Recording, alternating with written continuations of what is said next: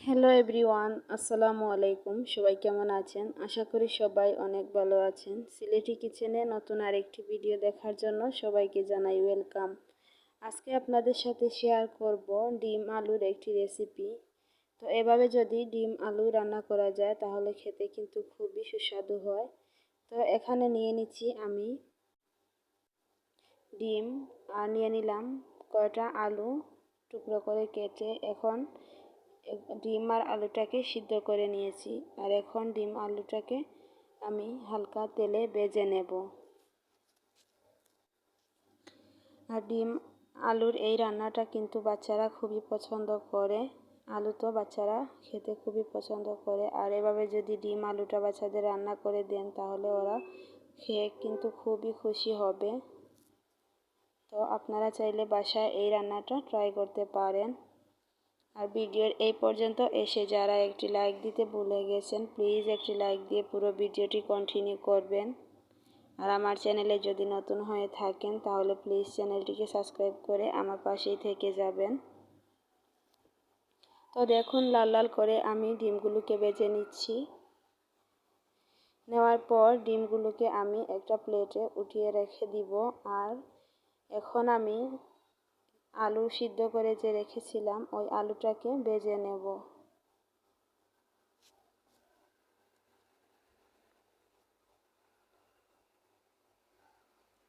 তো দিয়ে দিলাম আলুটাকে আমি এভাবে কিছুক্ষণ লাল লাল করে ভেজে নেব।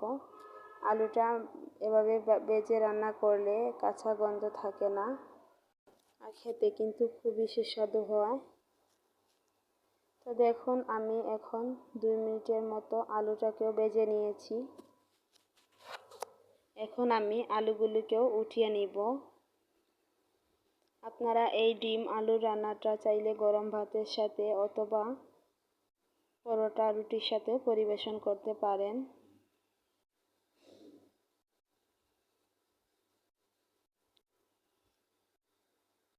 তো এখন আমি আলুটাকে উঠিয়ে নিয়েছি আর একই কড়াইতে আমি দিয়ে দিচ্ছি আরও কিছুটা পরিমাণ তেল। তেল দিয়ে তেলটা গরম হয়ে গেলে দিয়ে দিব পেঁয়াজ আর রসুন আর দিয়ে দিব আদা। আমি একসাথে পেঁয়াজ আদা রসুন গ্রেট করে রেখেছিলাম।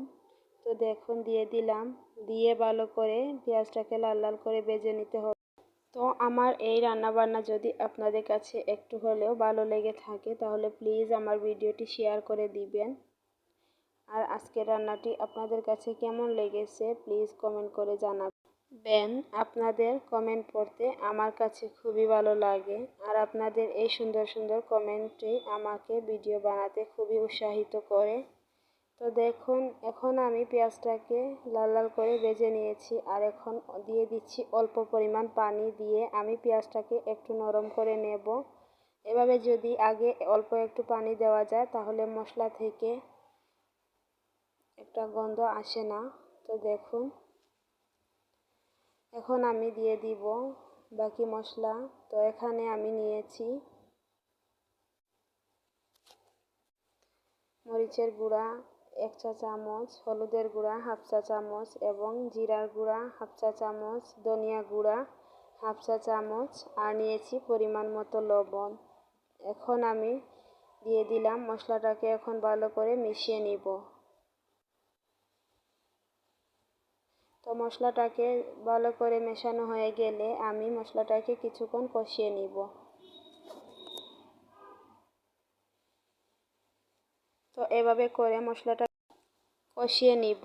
তো মশলাটা কষানো হয়ে গেলে যখন দেখব তেলটা উপরে ভেসে উঠে গেছে, এখন আমি এর মধ্যে আগে থেকে রাখা ডিম আলু দিয়ে দিব।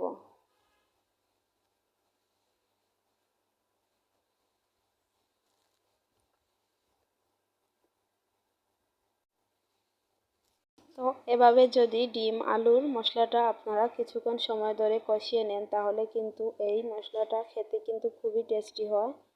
তো চেষ্টা করবেন একটু সময় নিয়ে মশলাটা কষাতে। রান্নার স্বাদটা বেড়ে যায় মশলাটা কষানোর কাছেই। তো দেখুন এখন আমি ডিম আলুটা দিয়ে দিচ্ছি আর এখন একটু নেড়ে চেড়ে মশলার সাথে মিশিয়ে দিব। দিয়ে এখন আমি এর মধ্যে দিয়ে দিব ঝোলের পানি। তো এখানে আমি বেশি জুলের পানি দিব না, অল্প একটু পানি দিয়ে ঢাকনা দিয়ে ঢেকে রান্না করে নেব। কিছুক্ষণ পর ঢাকনা তুলে দেখে নেব। তো দেখুন ডিমটা আমার রান্না করা হয়ে গেছে। তো আজকের রান্নাটি এই পর্যন্ত। সবাই ভালো থাকবেন, সুস্থ থাকবেন। দেখা হবে নতুন কোনো ভিডিওতে। আল্লাহ হাফেজ।